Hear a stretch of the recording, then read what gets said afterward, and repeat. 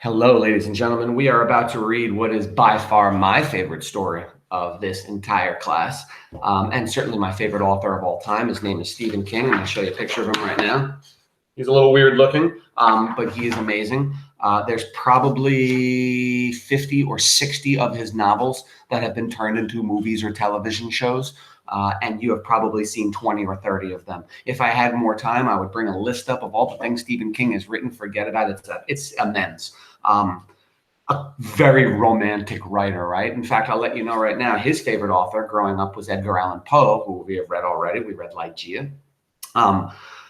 And it caused him to want to be a horror writer. Now, again, romantic writer is not lovey-dovey, kissy-kissy. It's more imagination, ghost stories, supernatural weirdness, right? And there's nobody more about that than Stephen King. Now, this story, however, Popsy it is called, may or may not be a vampire story. That's going to be for you to decide, of course.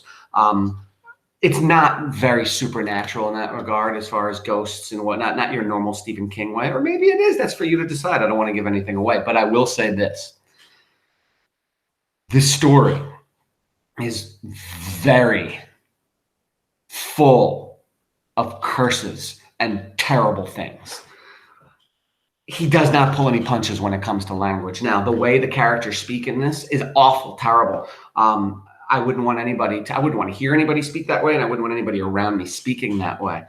So I'm telling you now, just read this, understand that the language is very direct and brutal, but Stephen King does that on purpose. He does that in order to show you just how despicable and terrible these characters are, because they really are that awful. So I hope it doesn't bother you. I apologize. I'm going to read out the swears because that's part of the story. So again, it's Stephen King. It's not me. And it's important to this story because you have to see just how awful these characters are. So let's go. I'm going to read the first 2 or 3 pages, and of course, you're going to finish the rest. Popsy by Stephen King. And this was written in 1993. Heck of a year. I was a freshman at Fordham University in 1993. Okay. Sheridan was cruising slowly down the long blank length of the shopping mall when he saw the little kid push out through the main doors under the lighted sign which read Cousintown. It was a boy child, perhaps a big 3 and surely no more than 5. On his face was an expression to which Sheridan had become exquisitely attuned. He was trying not to cry, but soon would. Okay. There was something that was not necessarily vampiric in that first paragraph, but something very weird. What did he call the boy? He called him, it was a boy child. Who says that? A boy child? It sounds like somebody who's not a human would say something like that. I don't know, but let's read. Sheridan paused for a moment, feeling a familiar soft wave of self-disgust. Though every time he took a child, that feeling grew a little less urgent. Though every time he took a child, that feeling grew a little less urgent. So he kidnaps kids. The first time he hadn't slept for a week. He kept thinking about that big greasy Turk who called himself Mr. Wizard. Kept wondering what he did with the children. They go on a boat ride, Mr. Sheridan, the Turk told him, only it came out. They go on a boat ride, Mr. Sheridan, the Turk smiled. And if you know what's good for you, you won't ask any more about it, that smile said, and said it loud and clear, without an accent. Sheridan hadn't asked anymore, but that didn't mean he hadn't kept wondering. Especially afterward, tossing and turning, wishing he had the whole thing to do over again so he could turn it around, so he could walk away from temptation. The second time had been almost as bad. The third time, a little less. And by the fourth time, he had almost stopped wondering about the bot rod and what might be at the end of it for the little kids. Sheridan pulled his van into one of the handicapped parking spaces in front of the mall. He had one of the special license plates the states give to Crips on the back of his van. Now, when he says Crips, he doesn't mean Bloods and Crips. He means cripples. Again, terrible person. So he says terrible things, even thinks terrible things. The plate was worth its weight in gold because it kept any mall security cop from getting suspicious. And those spaces were so convenient and almost always empty. You always pretend you're not going out looking, but you always lift a Crip plate a day or 2 before. Never mind all that bullshit. He was in a jam, and that kid over there could solve some very big problems. He got out and walked toward the kid, who was looking around with increasing panic. Yes, Sheridan thought. He was 5 all right, maybe even 6. Just very frail. In the harsh fluorescent glare thrown through the glass doors, the boy looked parchment white. Not just scared, but perhaps physically ill. Sheridan reckoned it was just big fear, however. Sheridan usually recognized that look when he saw it because he'd seen a lot of big fear in his own mirror over the last 1.5 years or so. Don't know if this is vampiric, But how did they describe this boy? I'm going to write this down. Not only frail, but parchment white, but perhaps physically ill. He's so pale, he looks ill. Let's continue. The kid looked up hopefully at the people passing around him, people going to the mall eager to buy, coming out laden with packages, their faces dazed, almost drugged, with something they probably thought was satisfaction. The kid, dressed in tough-skin jeans and a Pittsburgh Penguins t-shirt, looked for help, looked for somebody to look at him and see something was wrong, looked for someone to ask the right question. You got separated from your dad, son? Would do. Looking for a friend. Here I am, Sheridan thought, approaching. Here I am, Sonny. I'll be your friend. He'd almost reached the kid when he saw a mall rent-a-cop ambling slowly up the concourse toward the doors. He was reaching in his pocket, probably for a pack of cigarettes. He would come out, see the boy, and there would go Sheridan's sure thing. Shit, he thought, but at least he wouldn't be seen talking to the kid when the cop came out. That would have been worse.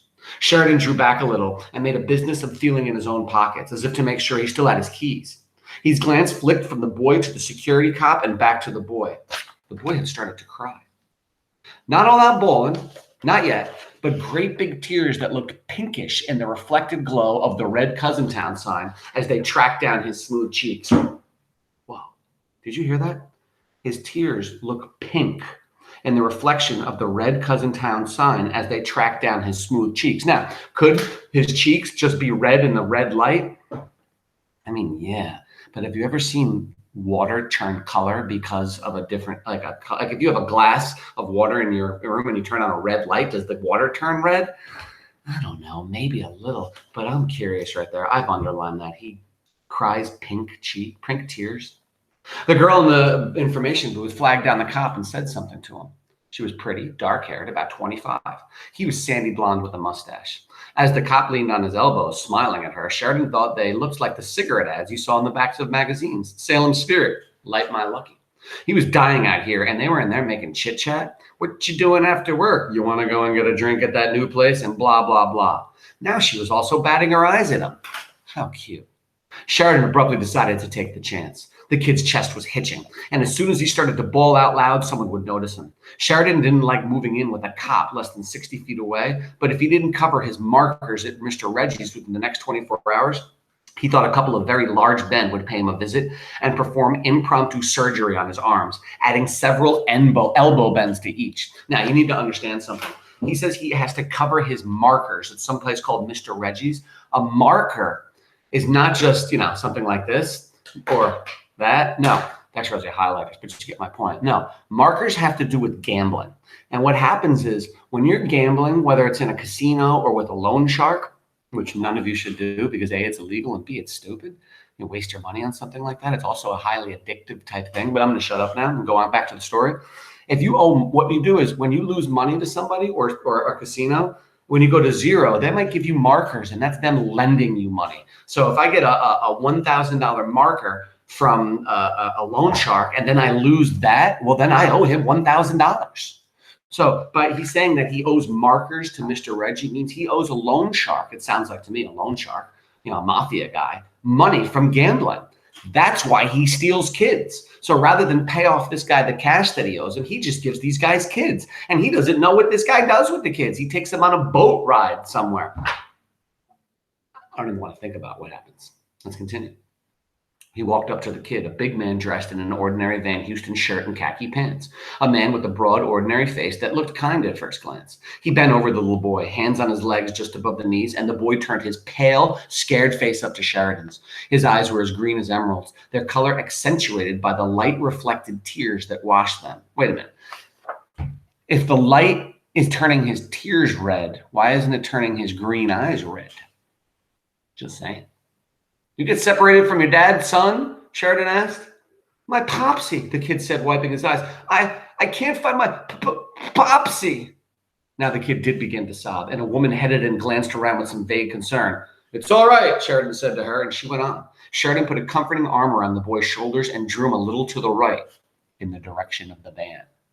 And he looked back inside. The rent-a-cop had his face right down next to the information girl's now. Looks like maybe more than that little girl's lucky was going to get lit tonight.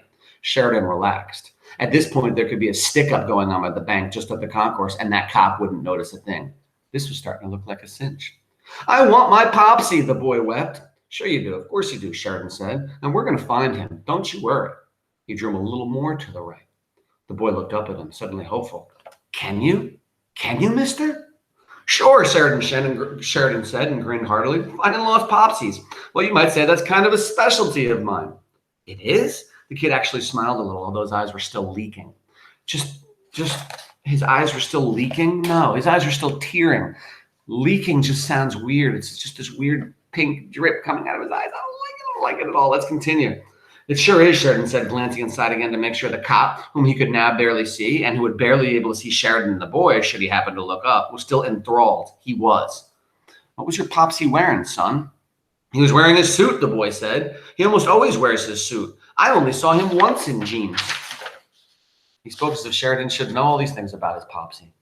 I bet it was a black suit, Sheridan said. The boy's eyes lit up. You saw him? Where? He started eagerly back toward the doors, tears forgotten, and Sheridan had to restrain himself from grabbing the pale-faced little brat right then and there. That type of thing was no good. Couldn't cause a scene. Couldn't do anything people would remember later. Had to get him in the van. The van had sun filter glass everywhere except in the windshield. That means tinted windows. It was almost impossible to see inside unless you had your face smashed up right against it. Had to get him in the van first. He touched the boy on the arm. I didn't see him inside, son. I saw him right over there. He pointed across the huge parking lot with its endless platoons of cars. There was an access road at the front of it, and beyond that were the double yellow arches of McDonald's. Why would Popsy go over there, the boy asked, as if either Sheridan or Popsy, or maybe both of them, had gone utterly mad. So he says, I saw him go over there to the McDonald's, and the boy says, why would he go there? I mean, is his father one of those people who doesn't eat any fast food of any kind? Have you ever met anybody like that before? Most people have a little fast food once in a while, right? A little here, a little there, even if it's just go get some coffee or some French fries or something like that. But the boy said, why would he go over there? Why would the kid be so weird about his grandfather going? Maybe the guy's going over there to get you a Happy Meal. I don't know. But the kid's like, I don't think he would go there. Listen. I don't know, Sheridan said. His mind was working fast, clicking along like an express train, as it always did when it got right down to the point where you had to stop shitting and either do it up right or fuck it up righteously. Popsy. Not dad or daddy, but Popsy. The kid had corrected it on him. Maybe Popsy meant granddad, Sheridan decided. But I'm pretty sure that was him. Older guy in a black suit, white hair, green tie. Popsy had his blue tie on, the boy said. He knows I like it the best. Yeah, it could have been blue, Sheridan said. Under these lights, who can tell? Come on, hop in the van. I'll run you over there to him. Are you sure it was Popsy? Because I don't know why I'd go to a place where they... Sheridan shrugged. Look, kid, if you're sure that wasn't him, maybe you go better look for him on your own. You might even find him. And he started brusquely away, heading back to the van. So he's now using a little reverse psychology on the kid. All right, I'm not going to help you. And he walks away from him. The kid wasn't biting. He thought about going back, trying again, but it had already gone on too long. You either kept observable contact to a minimum or you were asking for 20 years in Hamilton Bay. He'd better gone to another mall, Scooterville maybe, or... Wait, mister. It was the kid with panic. Wait, mister. It was the kid with panic in his voice. There was the light thud of running sneakers. Wait up. I told him I was thirsty. He must have thought he had to go way over there to get me a drink. Wait. Sheridan turned around smiling. I wasn't really going to leave you anyway, son. He led the boy to the van, which was 4 years old and painted a nondescript blue. He opened the door and smiled at the kid, who looked up at him doubtfully, his green eyes swimming in that pallid little face, as huge as the eyes of a waif in a velvet painting, the kind they advertised in the cheap weekly tabloids like the National Enquirer Inside View. I don't know if the fact that he has huge eyes is a big deal. I don't know. But again, his pallid face, his pale face. Step into my parlor, little buddy, Sheridan said, and produced a grin which looked almost entirely natural. It was really sort of creepy how good he'd gotten at this. The kid did, and although he didn't know it, his ass belonged to Briggs Sheridan the minute the passenger door swung shut. All right, so the boy gets in the car, and this man is taking him, and he's going to bring him over to the boat rod guy, to Mr. What's his name again? I lost my train of thoughts, but it's in here right now. Mr. Wizard, sorry. He's going to bring this kid there because he owes this guy money, unless Popsy has something to say about it first. So please finish the end of the story. Let me know. Do you think this is a vampire story? Give me 3 reasons why. And again, I apologize for all the harsh language. The reason why I do find it is important, though, is because A, that's what the author wanted you to read. So I like to read how he wanted you to read it. And B, it shows us just how awful and evil these men are, as evil as you can get. I mean, stealing kids and giving them to people, and God knows what they're doing with them. Does it get more evil than that? Have a great day. Thank you very much. Enjoy the rest of the story and fill out your vampire story format page.